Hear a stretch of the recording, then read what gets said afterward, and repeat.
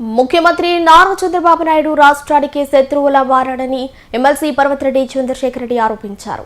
గుంటూరులో జరిగిన ఫ్లెక్సీల రగడ వ్యవహారంలో మాజీ మంత్రి Kakani Govardhan Reddy, MLC Chandrasekhar Reddy, Nellore rural incharge Anam Vijay Kumar రెడ్డితో కలిసి వేదేపాలెం పోలీస్ స్టేషన్లో ఫిర్యాదు చేశారు. ఈ సందర్భంగా ఆయన మీడియాతో మాట్లాడుతూ ప్రపంచవ్యాప్తంగా టీటీడీ వ్యవహారంలో అసత్య ప్రచారాలు చేస్తూ భక్తుల మనోభావాలను కూటమి నాయకులు దెబ్బతీస్తున్నారని ఆయన పేర్కొన్నారు. ప్రజాస్వామ్య అపహాస్యం చేస్తున్నారని, సిబిఐ క్లీన్ చిట్ ఇచ్చిన కూటమి నేతల వ్యవహార శైలి సరిగ్గా లేదని వారు పేర్కొన్నారు. ఆంధ్ర రాష్ట్రం అంటే అందరికీ కూడా ప్రపంచంలో ఉండే అందరికీ కూడా గుర్తొచ్చేది తిరుమల బాలాజీ. తిరుమల వెంకటేశ్వర స్వామికి ఒక ఆంధ్ర రాష్ట్రంలోనే కాకుండా ప్రపంచవ్యాప్తంగా కూడా అంతటి గుర్తింపు, అంతటి పవిత్రత, అంతటి విశిష్టత ఉంది. మరి అదే ప్రాంతానికి చెందినటువంటి చంద్రబాబు నాయుడు సీఎం అయిన తర్వాత ఆ తిరుమల తిరుపతికి ఉన్నటువంటి ప్రతిష్ట, ఆంధ్ర రాష్ట్రానికి ఉన్నటువంటి గొప్పతనం, ఈ రెండూ కూడా దెబ్బతినేలాగా ఈరోజు ప్రవర్తించినటువంటి తీరు ఆంధ్ర రాష్ట్ర ప్రజలే కాదు, భారతీయులందరూ కూడా సిగ్గుపడతా ఉన్నారు. ఒక ముఖ్యమంత్రి హోదాలో ఉండి ఎక్కడా కూడా ఒక ఆధారం లేనటువంటి ఒక ఆరోపణ, అది కూడా ఎవరైనా ఒక కుటుంబ సభ్యుల మీద, అంటే వాళ్ళ ఇంట్లో ఫ్యామిలీ మెంబర్స్ మీద కూడా చంద్రబాబు నాయుడు గారికి ఏదైనా ఆరోపణ వస్తే రోడ్లోకి వచ్చి చెప్పడు, అది ముందు నిజమా కాదో తెలుసుకోవాలా. ఆ విధంగా మాట్లాడేది, ఆరోపణ చేసేది ఒక శత్రువే. మరి ఈరోజు చంద్రబాబు నాయుడు గారు ముఖ్యమంత్రిగా ఉన్నారా, ఈ రాష్ట్రానికి, ఈ ప్రజలకి శత్రువుగా ఉన్నారా అన్నది ఒకటి ఆలోచించుకోవాలా. ఆ రోజు ఏం చెప్పినారు తిరుమల లడ్డు గురించి? దాంట్లో జంతువుల యొక్క కొవ్వులు కలిసినాయి, పంది కొవ్వు కలిసింది, ఇలాంటి వినడానికే ఇబ్బంది కలిగేటువంటి మాటలు ఆ రోజు మాట్లాడడం కూడా జరిగింది. అదేవిధంగా ఈ లడ్డుల్ని అయోధ్యకు కూడా పంపించినారని కూడా మాట్లాడడం జరిగింది. ఇవన్నీ వినిన తర్వాత అందరం కూడా సిగ్గుపడే పరిస్థితి కూడా ఆ రోజు కనపడింది. ఆ తర్వాత దీన్ని సిబిఐ తీసుకోవడం కానీ, ఆ తర్వాత ఈ లడ్డూల విషయం మీద ల్యాబ్ రిపోర్ట్స్ అన్నీ వచ్చిన తర్వాత మొన్న తెలిసింది.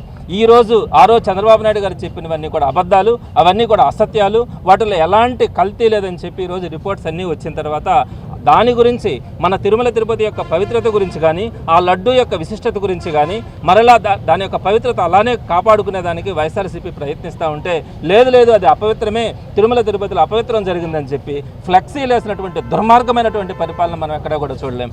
ఈరోజు వాళ్ళు అధికారంలో ఉన్నారు. అధికారంలో ఉండి ఒక పవిత్రత గురించి, మనందరూ మనోభావాలకు సంబంధించినటువంటి మన టెంపుల్స్ కానీ వీటన్నిటికి సంబంధించి మీరు ఫ్లెక్సీలు వేసి ఆ ఫ్లెక్సీల ద్వారా ఆ పవిత్రతను దెబ్బతీసేలాగా మీరు ప్రవర్తించినటువంటి తీరుందే అందరూ కూడా సిగ్గుపడతా ఉన్నారు. దానికి సంబంధించి అంబటి రాంబాబు గారు అక్కడికి వెళ్ళి ఈ ఫ్లెక్సీని తీసేయమని చెప్పి అడగడం కూడా జరిగింది. ఆయన వెంకటేశ్వర స్వామి దగ్గరికి వెళ్ళి పూజలు చేసి తిరిగి వస్తూ ఉంటే ఆయన మీద హత్యాయత్నం చేయడం కానీ, కర్రలు కత్తులతో తీసుకొచ్చి దాడులు చేయడానికి ప్రయత్నిస్తూ ఉన్నప్పుడు ఆయన ఆవేశంలో 2 మాటలు తప్పుగా మాట్లాడినాడని కూడా ఆ తర్వాత ప్రెస్ ముందు మాట్లాడినారు.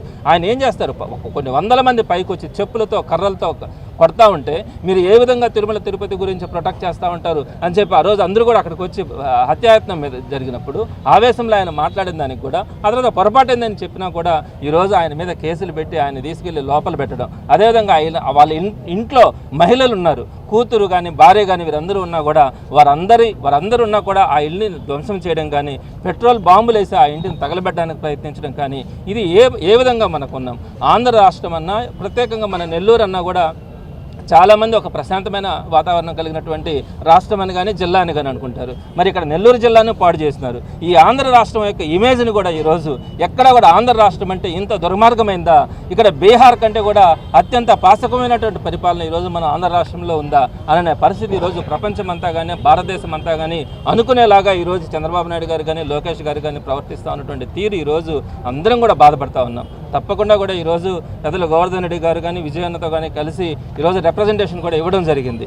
ఈ కేసులు కనుక ఎఫ్ఐఆర్ కనుక కాకపోతే తప్పకుండా వాటికి కోర్టుకు అప్రోచ్ కావడం కానీ, రేపొద్దున వైఎస్ఆర్సీపీ వచ్చిన తర్వాత ఈ మనం పెట్టినటువంటి కేసుల్లో ఉన్నటువంటి ప్రతి ఒక్కరిని కూడా చట్ట ప్రకారం శిక్షించేదానికి కూడా వైఎస్ఆర్సీపీ తప్పకుండా కూడా ప్రయత్నిస్తుందని తెలియజేస్తా. అదేవిధంగా చంద్రబాబు నాయుడు గారు ఇప్పటికైనా తెలుసుకోవాలా, ఆయన అధికారం కోసం, ఆయన ముఖ్యమంత్రి పదవి కోసం ఎంతటి దానికైనా కూడా ఆయన ఒడిగొట్టే మనస్తత్వాన్ని మనం అంతకుముందు నుంచి కూడా చూస్తూ ఉన్నాం. కుటుంబ సభ్యులు కాదు, ఎవరినైనా కూడా దానికి సంబంధం లే, అందరినీ వాడుకుంటాడు. ఈరోజు వెంకటేశ్వర స్వామిని కూడా నీ అధికార దాహానికి నువ్వు మన ప్రతిష్టని, మనకున్నటువంటి మనోభావాలని దెబ్బతీసే విధంగా చంద్రబాబు నాయుడు గారు ప్రవర్తించడం మాత్రం అత్యంత సిగ్గుచేటని మాత్రం తెలియజేస్తాను.